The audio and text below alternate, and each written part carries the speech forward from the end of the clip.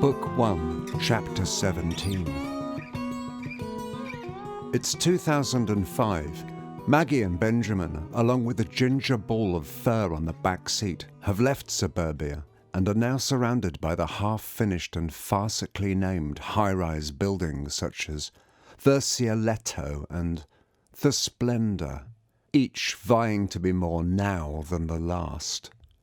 A battered metal sign to their left reads, Shoreditch 1 mile.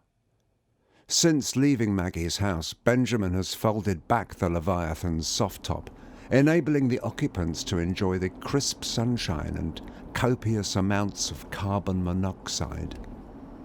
Even more painful for Maggie, Benjamin has done his best to treat Platypus and his niece to what he assures them is a lesson in real music on the car's 8-track. Bob Dylan's Like a Rolling Stone nears its final bars and their ride echoes to the sound of harmonica. Now that's what I call poetry. That terrible rap stuff you listen to is just a melodyless version of 60s and 70s expression. Maggie removes the earphones attached to one of her 2 manga sticker-covered phones. She has been plugged in for almost the entire journey. Thank God this is a convertible. Don't you ever compare that donkey-sounding rubbish to the Hemihejime on my Ericsson. Anyway, come on, Unc. We must be almost there. Hemi what? Maggie shakes her head. I suppose you've been pretty patient for a teenager. We're very near now. By the way, swearing I can handle, but you should know better than to invoke the supreme deity in my earshot. As Benjamin finishes his sentence, a cold breeze washes through the car and Platypus sits bolt upright, as though something has shocked him from his slumber. Maggie does not speak. Her driver leans forward and pulls out the current tape. He fumbles down the side of his seat for a moment, and, still concentrating on the road ahead, leans forward with a fresh piece of plastic, pushing it forcefully into the player. A chunky silver button is pressed inwards, and a new audio accompaniment begins. Maggie sighs and reinserts her headphones, hoping that her sounds might again save her from her uncle's tastes. To some, this area is on the up, Mr. P. Benjamin shakes his head. But for me, another few years and it will... He abruptly pulls the car to the side of the road and turns the ignition to the off position. Maggie's forward momentum is restrained by her seatbelt, but having no such restraint, Platypus bounces off a front seat back and falls into the rear footwell. Jumping back onto the rear seat, his aim perhaps to give Benjamin the evil eye, the 4-legged passenger is, unfortunately, too late. Oblivious to his companion's plight and ignoring the gesticulations and curses of the drivers behind him, Benjamin is already up and out of the car and entering a large and tired-looking corner cafe.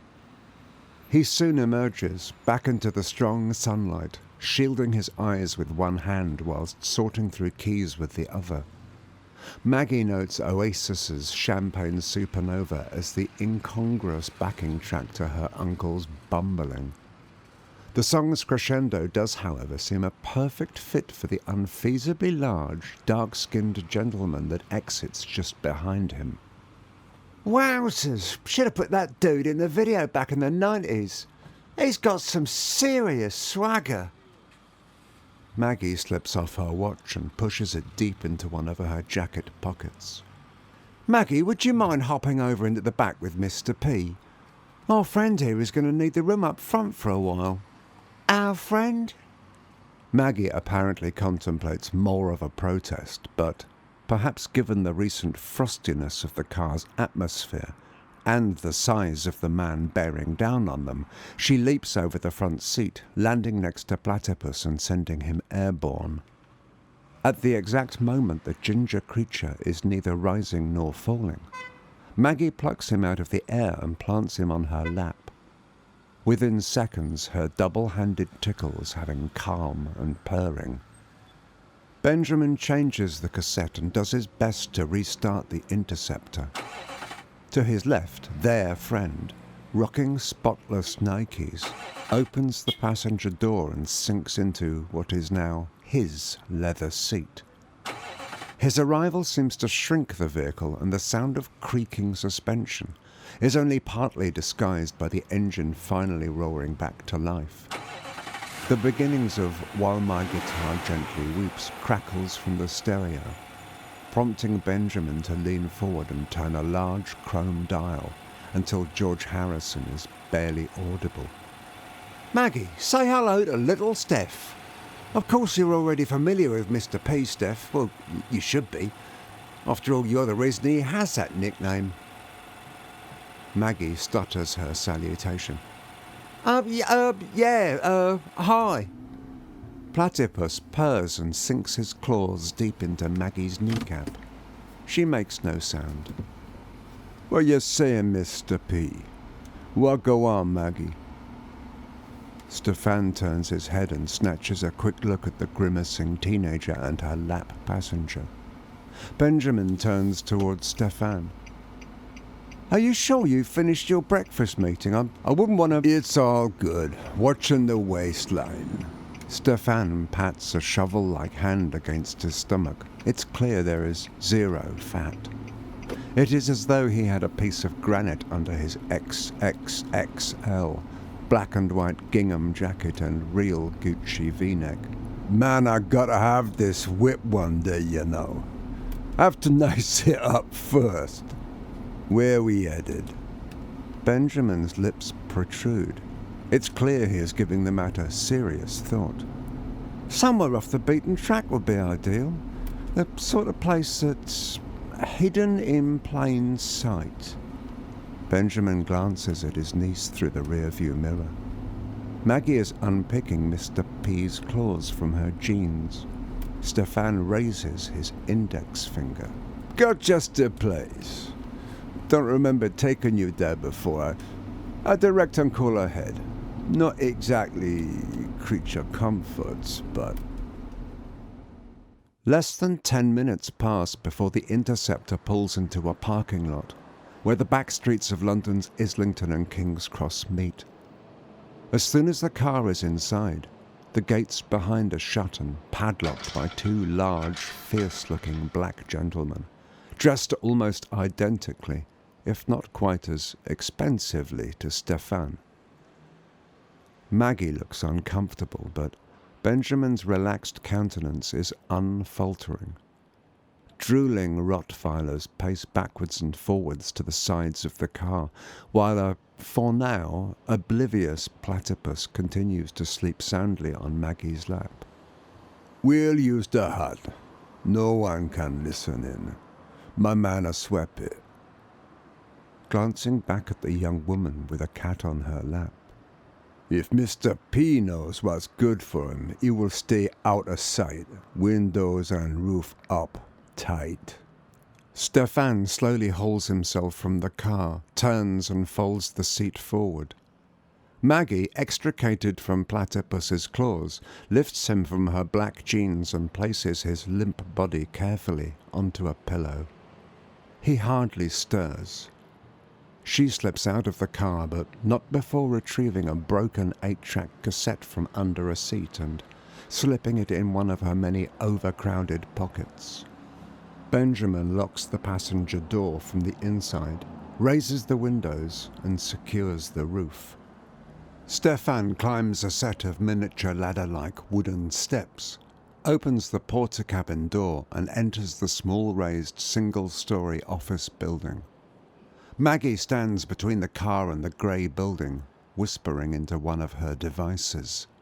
Her uncle delivers a few calming words towards Platypus and pushes down on an internal button by the driver's side window, before flicking his door closed with his fingertips.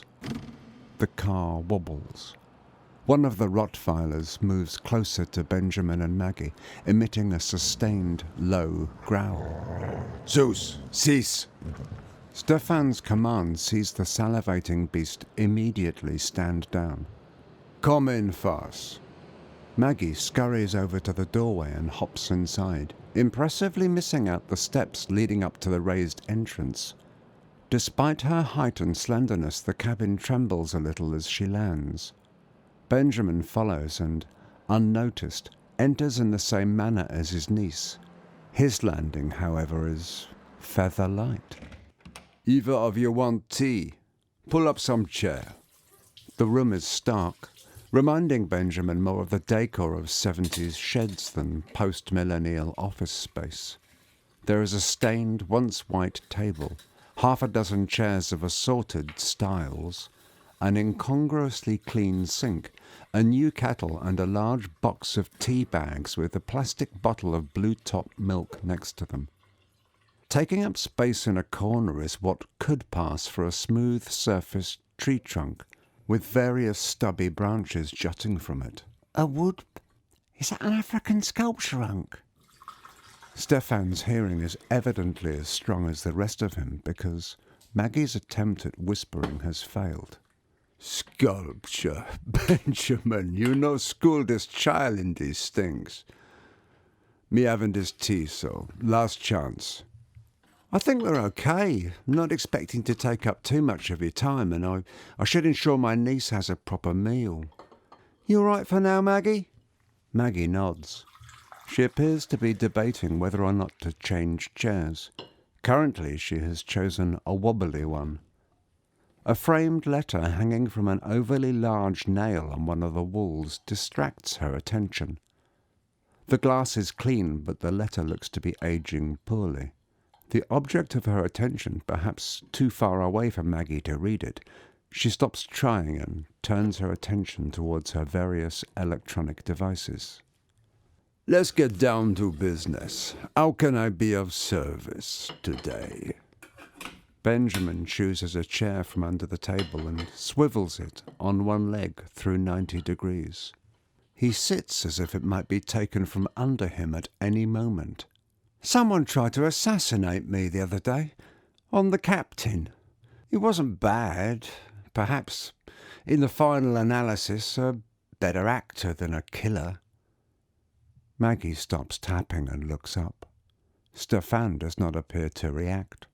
Instead, he adds more hot water to a large brown "God bless you" inscribed mug. Anyway, I had an inkling that, well, maybe you'd heard something. Stefan turns to face his guest. As he does so, he absent-mindedly rests the fingers of one of his large hands on the top of the just-boiled kettle behind him, only to swiftly remove them when he and his guests realize the oddity of his actions. You still drawing, Brett? Oh, as far as I know. Very forgiving, man. He'd come at me like that. Anyway, maybe I heard something. Before Stefan has a chance to elaborate, the door bursts open. One of his associates strides in and begins whispering at the side of his head. Stefan recoils. Can you see man's about business? Undaunted, his associate leans forward again and continues. The big man listens for a few more seconds before pulling away. All right, me have heard you. Stefan looks around the room, over the table and towards Maggie. She is evidently too immersed again in her various devices to have noticed his sudden interest. Excuse me, Maggie. Me boy here just told me that you have been catching hold of some of them things you send in. That's enough for now, yeah. Benjamin adds his stare towards Maggie too, the full weight of both men's attention now burrowing into her. I didn't mean... Stefan interjects. It's all good. Just better if you wait. I prefer not to be too closely monitored, if you get man's meaning. I is sure you know about that. Stefan motions for his associate to leave and reinitiates his conversation with Benjamin as though nothing ever happened. There wasn't just one, you know. I've been hearing that them a sent a number, but None of them got close, except the one you say tried to ice you. If any ideas come to my attention before a night or so ago, that is, I would have reached out. You do know that, right? Ben strokes the bristles on his chin with one hand and rhythmically taps the table with his other. Are you aware precisely who sent them? Stefan empties the contents of 3 paper sachets of white sugar into his cup, stirs it slowly, and then slurps a large mouthful of his brew. Nectar. All I know is the direction they come from, if you understand. Ben scratches his head. Not a particular spot, but all over, as if he were trying to activate blood flow to his scalp. As he stops, he eyes a white hair, plucked inadvertently and lodged between his 3rd finger and pinky. He drops his hand under the table, allowing the escapee to gently float to the floor, much as he did the burnt breadcrumbs upon exiting Maggie's house. May I ask how close you are with that world these days? Stefan flares his nostrils, his eyes dimming shark-like. You know them people and how long it take to remove them hooks. Kill for sport, and worse. I do my best to remain out of their way. You remember Sebastian, right? Ben nods. Naturally. Me see him sometime.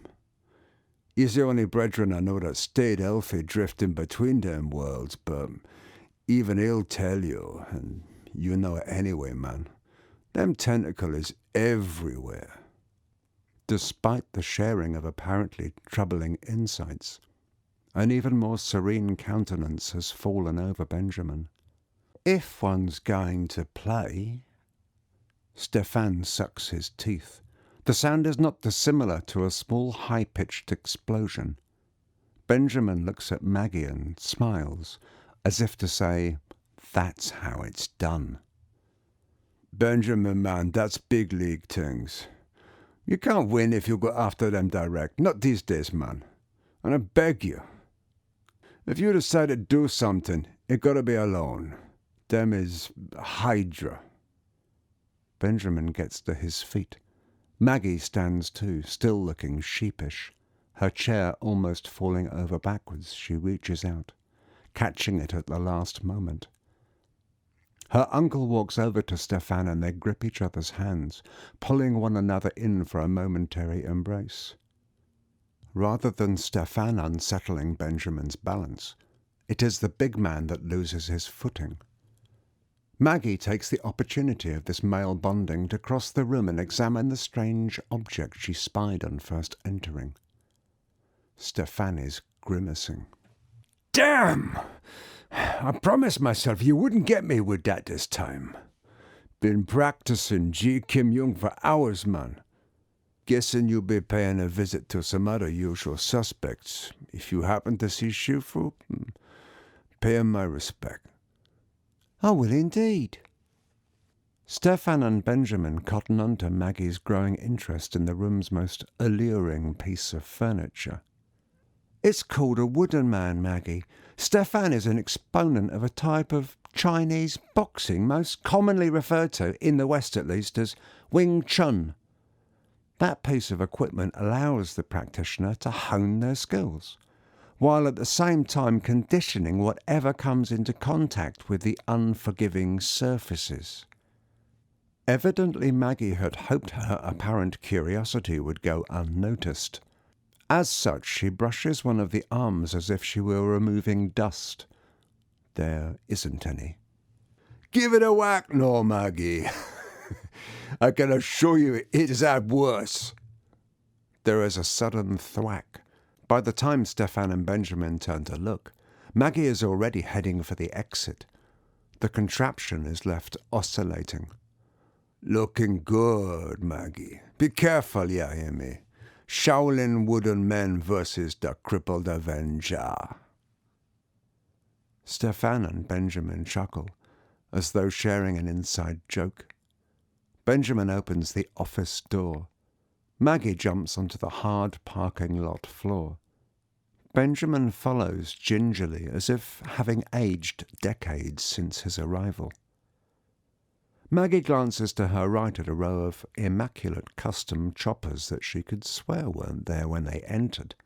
Not my cup of tea, but those forks are stretched. Benjamin notes the choppers too, apparently paying particular attention to their various strange spray paint designs. Good, they're here. I'm taking them to a fundraiser in a few days. Might auction one or two of them. Impressive, Steph. You may want to cover a few of the more outlandish designs before you do so. Maybe you have a point. Inspired by another Benjamin, and by a bear, not a bunny. Oh. Another of Stefan's confidants brushes past and joins him towards the top of the cabin steps. There will evidently not be any lengthy goodbyes. Even before Maggie and Benjamin are back at the car, the gates are already being dragged open. Seconds later, as the three pull away, Benjamin inserts new musical accompaniment and cranks up the volume on Bob Dylan's All Along the Watchtower. Okay, brunch. What do you fancy? Unc, do you have any idea who that guy is? Stefan? Oh, yeah. I mean, maybe, assuming that's really the name of that huge black dude that you had some sort of mafioso-style meeting with. Why? Do you... There is a pause before Maggie speaks. It was in the papers, and on the box he's like the uncrowned king of this part of London. I even remember the headline, the most powerful man you've never heard of. Bad picture, but it's definitely that dude. Benjamin winces. Maybe you shouldn't believe everything you hear, nor judge every book by its cover. What do you think he does for a living? Used car salesman? Benjamin does not reply, appearing more preoccupied with getting the car and its occupants to a familiar area. Maggie whispers into an inside pocket, her uncle evidently unaware of her peculiar actions. Meantime, Platypus is sitting up on the back seat, straining as he tries to look out of one of the rear windows. A clearer, wider road, soon in front of them, Benjamin reignites the conversation. Did you not notice the letter of thanks to Stefan on the wall back there?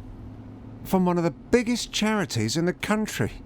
He must have donated millions over the years, and now, yet another fundraiser. Maggie's uncle's left hand guides the steering wheel, and his right, once again, softly strokes his chin, as though he is deciding how best to begin the recounting of an important tale. When he came to me some years back now, he was suffering from a type of, well, let's call it amnesia, and experiencing a series of what one might term out-of-body episodes. He would find himself looking down on our species as if viewing humanity from a craft far above in the heavens, while humanity scuttled around below, building the capacity to create new toys that would destroy everything. As a shrinking ex-bodybuilding champion, believing his mind was slipping away was a near-fatal blow to what was left of his self-image. Shrinking? How big was he? Let's put it this way, Miss May. Steph looks like a long-distance runner in comparison with when he was really big. Anyway, even as a shadow of his former self, he'd survived long enough for an unshakable certainty to crystallise in him. That the source of all singularities, the death of the here and there, as I remember him putting it, had been human-like civilisations. The resultant fatalistic notion and powerlessness affected him profoundly, but at the same time gave him his life's purpose.